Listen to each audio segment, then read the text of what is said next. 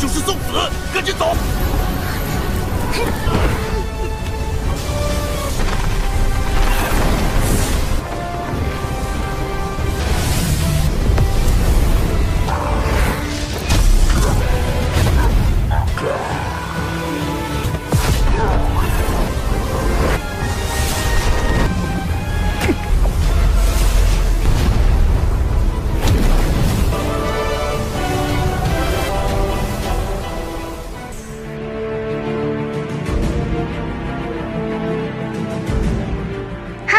Selamat datang kembali di channel Cerita Lista. Kali ini Lista akan membahas pembahasan alur cerita dari serial Donghua Battle Through the Heaven episode 128.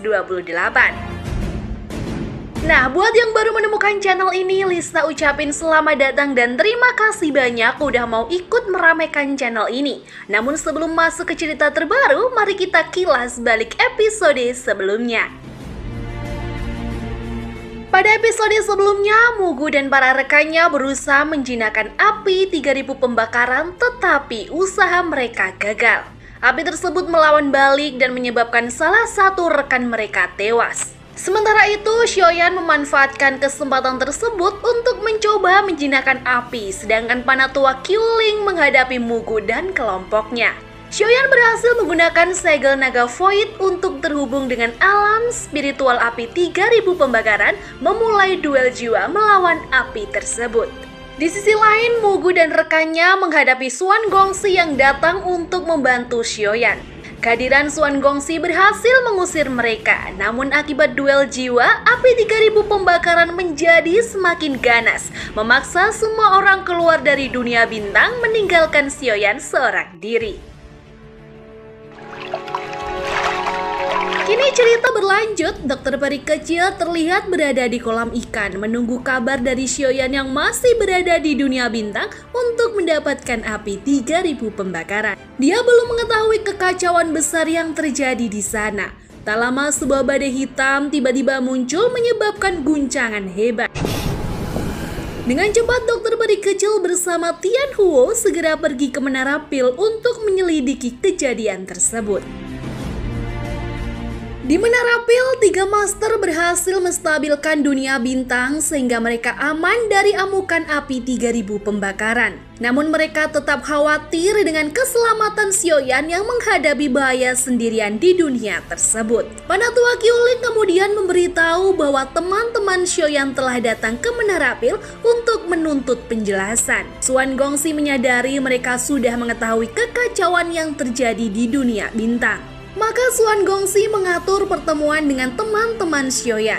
Xuan Gongxi berinisiatif untuk menjelaskan sendiri apa yang terjadi kepada Xiaoyan sebenar-benarnya.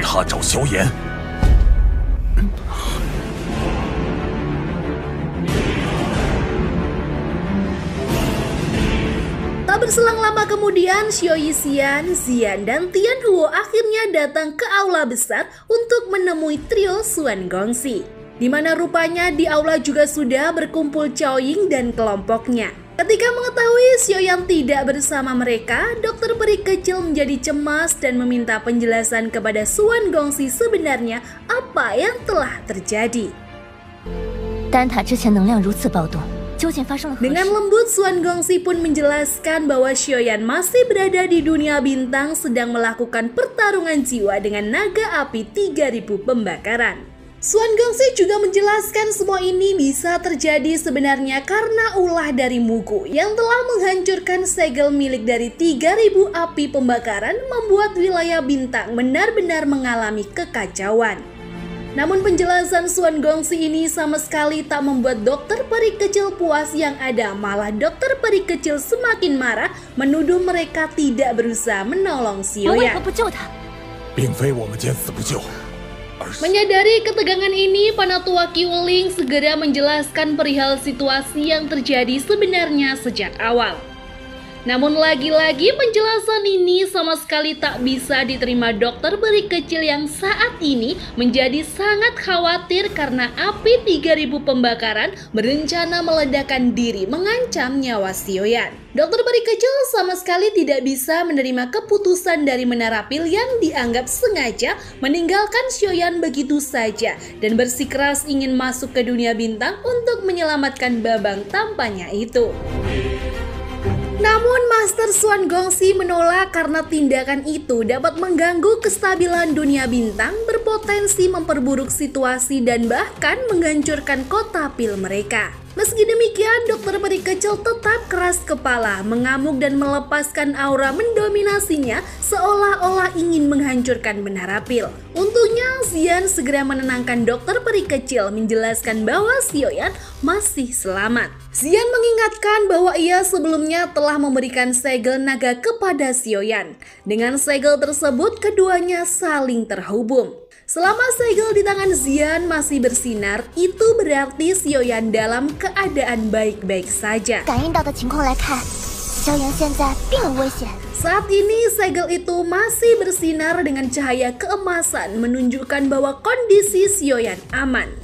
Master Swan-nya juga menenangkan dokter peri kecil, meminta mereka untuk tidak gegabah karena tindakan terburu-buru bisa merugikan Sioyan dan Menara Pil. Dia menyarankan untuk memberikan Sioyan waktu menyelesaikan usahanya menjinakkan api 3000 pembakaran. Sementara Swan Gongxi berjanji jika keadaan di dunia bintang telah kembali stabil, dirinya akan segera masuk dan membawa Sioyan keluar dari dunia bintang dengan aman.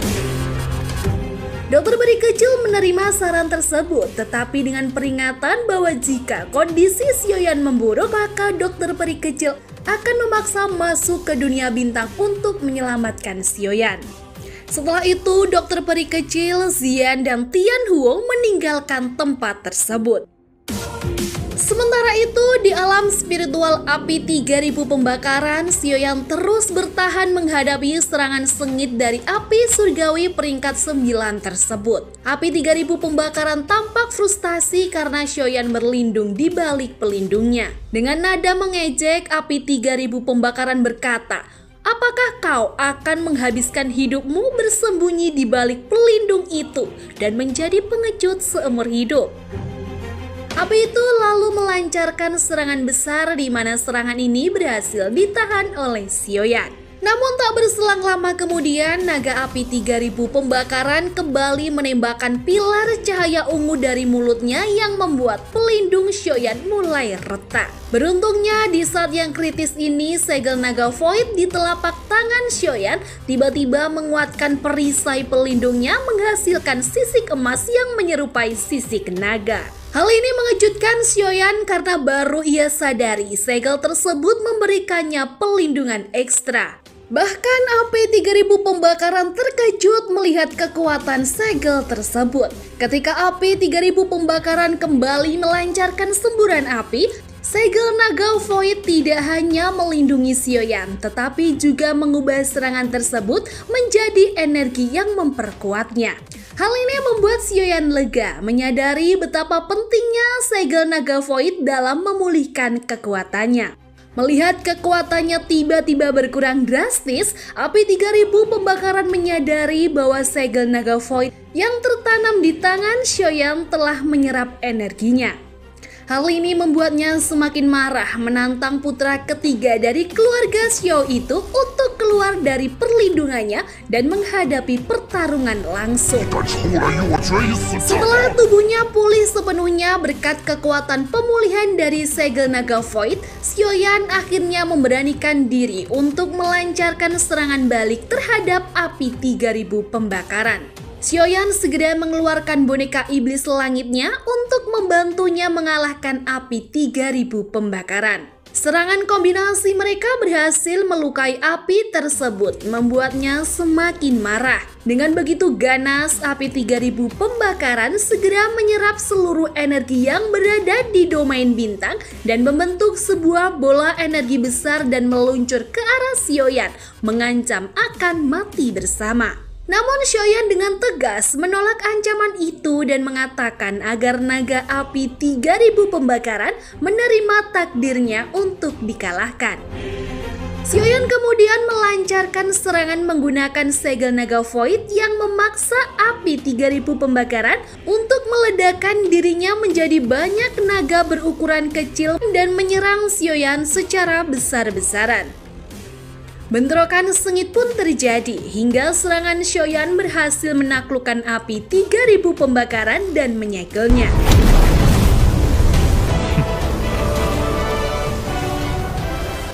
Setelah berhasil menguasai api 3000 pembakaran, Xiaoyan dengan tenang berbicara kepada api tersebut, berjanji bahwa ia tidak akan memanfaatkannya untuk kepentingan pribadi. Sebaliknya, Xiaoyan berkomitmen untuk membantu api 3000 pembakaran menemukan Pulau Naga dan Tuan Naga pertamanya.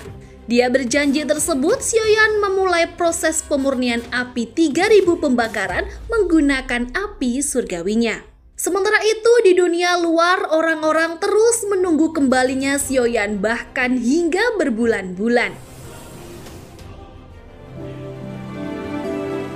Pada akhirnya, Xiaoyan berhasil memurnikan api 3000 pembakaran dan menguji kemampuannya. Xiaoyan kagum dengan kekuatan dominan api 3000 pembakaran, menyadari bahwa api ini memang pantas berada di peringkat 9 api surgawi. Setelah pemurnian selesai, api 3000 pembakaran menyatu dengan tubuh Xiaoyan, meningkatkan kekuatannya ke tingkat dosong bintang 9.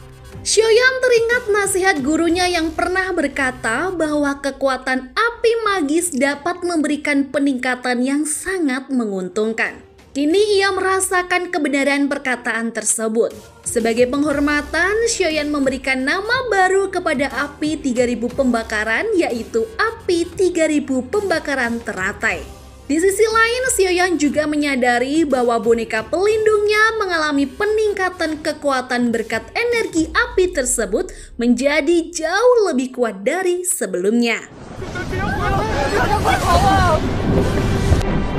Namun suasana tiba-tiba berubah. Di kota Pil, guncangan besar dan petir yang mengancam melanda wilayah tersebut membuat semua orang panik. Pengumuman darurat dikeluarkan meminta penduduk untuk segera mengungsi ke area yang lebih aman. Mereka yang memiliki kekuatan lebih diminta bergabung untuk melindungi kota dari ancaman yang semakin besar.